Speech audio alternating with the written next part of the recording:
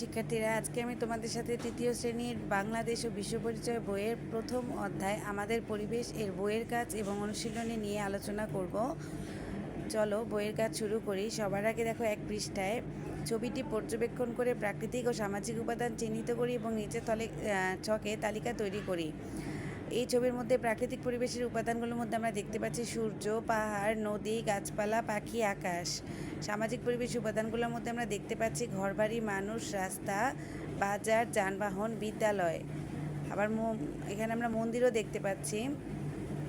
এরপরে আসো 7 পৃষ্ঠায় বিষয়বস্তু পড়ি এবং প্রাকৃতিক ও সামাজিক পরিবেশের বৈচিত্র্য নিচের ছকগুলোতে লিখি। প্রাকৃতিক পরিবেশের বৈচিত্র্য: ভূমিরূপ: কোথাও সমতল, কোথাও উঁচু নিচু পাহাড় পর্বত। প্রাণী: হাতি, বাঘ, হরিণ, পাখি, মাছ, পোকামাকড়। আবহাওয়া: কোথাও গরম, কোথাও ঠান্ডা, বৃষ্টি বা নানা ধরনের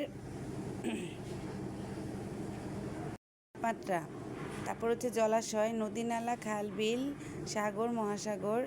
উদ্ভিদ: বিভিন্ন ধরনের গাছপালা। সামাজিক পরিবেশের বৈচিত্র্য: পেশা: কৃষক, জেলে, ব্যবসায়ী, শিক্ষক, শ্রমিক। যানবাহন: রিক্সা, গাড়ি, বাস, ট্রেন। শিক্ষা প্রতিষ্ঠান: স্কুল, মাদ্রাসা, কলেজ, বিশ্ববিদ্যালয়।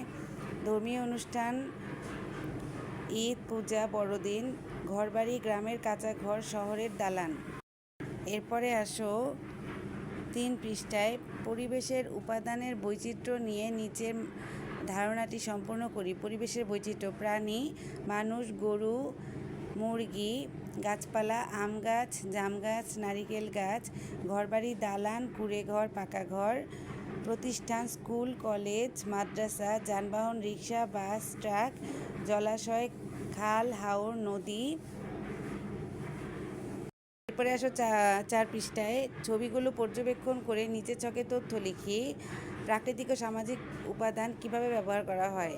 প্রথম হচ্ছে নদী: নদী থেকে মাছ পাই, নদীতে নৌকা চলে। সমতল ভূমি: চাষাবাদ করা ও ঘরবাড়ি তৈরি করা হয়। রিক্সা: মানুষ যাতায়াত করে, মালামাল পরিবহন করে। নৌকা: নদী পারাপার, মাছ ধরা, পণ্য আনা নেওয়ার কাজে ব্যবহার করা হয়। গরু: হাল চাষ করা হয়, দুধ পাওয়া যায়। মুরগি: ডিম ও মাংস পাওয়া যায়। এরপরে দেখো কোন ঋতুতে কোন ফল পাওয়া যায় তা নিচের শব্দ ছক থেকে খুঁজে বের করে লিখি। গ্রীষ্ম ঋতুতে পাওয়া যায় আম, জাম, কাঁঠাল। শীত ঋতুতে পাওয়া যায় কমলা, লিচু, বড়ই। সকল ঋতুতে পাওয়া যায় কলা, পেঁপে, পেয়ারা। এরপরে আসো 6 পৃষ্ঠায় যানবাহনের ধরন অনুযায়ী নিচের ছকে গুরুত্ব লিখি। নৌকা: নদী পারাপারে ব্যবহার করা হয়, নৌকা দিয়ে মালামাল আনা নেওয়া করা হয়। রিক্সা: অল্প দূরত্বে যাতায়াতের জন্য ব্যবহার করা হয়। বাস: একসঙ্গে অনেক মানুষ দূরপাল্লার রাস্তায় যাতায়াত করা যায়। ট্রাক: ভারী মালামাল এক জায়গা থেকে অন্য জায়গায় আনা নেওয়া করা হয়। ঘ. আমাদের পরিবেশে বিভিন্ন ধরনের প্রাণী থাকার গুরুত্ব সম্পর্কে 3টি বাক্য লিখি। 1. পরিবেশের ভারসাম্য রক্ষায় প্রাণী ভূমিকা রাখে। 2. প্রাণী খাদ্য শৃঙ্খল ঠিক রাখতে সাহায্য করে। 3. প্রাণী পরিবেশকে সুন্দর রাখে। এরপরে আসো 7 পৃষ্ঠায় এখানে আমরা কিছু ছবি দেখতে পাচ্ছি। নিচে কি লেখা দেখো। উপরে ছবিগুলো পর্যবেক্ষণ করি। কোন ছবিতে কি ঘটছে তা পাশের ঘরে লিখি। প্রথম ছবিটিতে আমরা দেখতে পাচ্ছি রাস্তাঘাটে ময়লা আবর্জনা ফেলার কারণে দুর্গন্ধ ছড়াচ্ছে, মানুষ নাক চেপে হাঁটছে, পরিবেশ দূষিত হচ্ছে। দ্বিতীয় ছবিতে দেখতে পাচ্ছি নদীতে ময়লা আবর্জনা ফেলায় পানি দূষিত হয়ে গিয়েছে, জলজ প্রাণী মারা যাচ্ছে। তৃতীয় ছবিটিতে দেখতে পাচ্ছি শহরে জলাবদ্ধতা দেখাচ্ছে, রাস্তায় পানি জমে মানুষ কষ্ট পাচ্ছে, চলাচলে সমস্যা হচ্ছে। এবার 8 পৃষ্ঠায় দেখো পরিবেশের বৈচিত্র্য নষ্ট হওয়ার কারণগুলো নিচের ঘরে লিখি। এখানে দেখো পরিবেশের বৈচিত্র্য নষ্ট হওয়ার কারণ: নির্বিচারে গাছ কাটা, কলকারখানা ও যানবাহনের ধোঁয়া, যেখানে সেখানে পলিথিন ব্যাগ ফেলা, প্লাস্টিক ও বর্জ্য ফেলা, নদীতে ময়লা ফেলা। তারপর দেখো গ. পরিবেশের বৈচিত্র্য সংরক্ষণে আমার করণীয় নিচের ছকে লিখি। পরিবেশের বৈচিত্র্য সংরক্ষণে আমার করণীয়: 1. বেশি বেশি বৃক্ষরোপণ করা। 2. নির্দিষ্ট জায়গায় ময়লা ফেলা। 3. খাল-বিল নদী পরিষ্কার রাখা। 4. পলিথিন ব্যাগ ব্যবহার না করা। এরপরে আসো 9 পৃষ্ঠায় নিচের ছবিগুলোতে কে কী করছে তা দেখি এবং এক্ষেত্রে আমি কি করব তা পাশের ঘরে লিখি। প্রথম ছবিতে দেখতে পাচ্ছি কয়েকজন শিক্ষার্থী মিলে শ্রেণীকক্ষে ময়লা ফেলছে। আমি ময়লা ঝুড়িতে ফেলবো, সবাইকে ফেলতে বলবো। দ্বিতীয় ছবিটিতে শিক্ষার্থীরা বেঞ্চ এলোমেলো করছে, আমি বেঞ্চ গুছিয়ে রাখবো এবং শ্রেণীকক্ষ পরিষ্কার করব। তৃতীয় ছবিটিতে একটি শিক্ষার্থী করিডোর পরিষ্কার করছে, আমি নিয়মিত আশপাশ পরিষ্কার রাখবো, ঝুলিতে ময়লা ফেলবো। চতুর্থ ছবিটিতে একটি ছেলে একটি বিড়ালকে মারছে। একজন বালক বিড়ালকে মারছে। আমি প্রাণীদের আঘাত করব না, তাদের কষ্ট দিব না। আসো অনুশীলনীতে।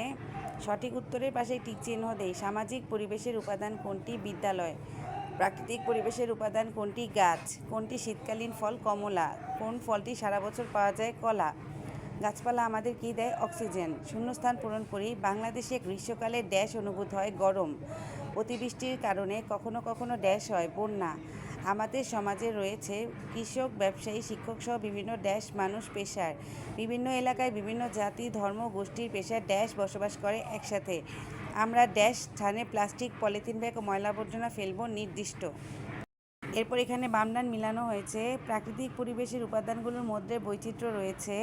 নদ নদী, খালবিল, হাওর বাওর ইত্যাদি প্রকৃতিতে রয়েছে বৈচিত্র্যপূর্ণ।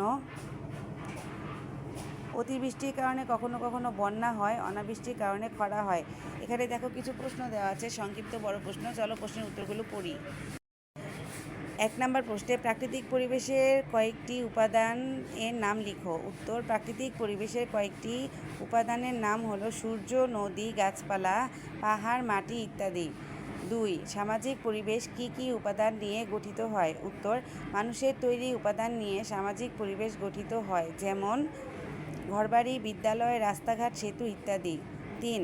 বিভিন্ন অঞ্চলে বিভিন্ন ধরনের প্রাণী দেখতে পাওয়া যায় কেন?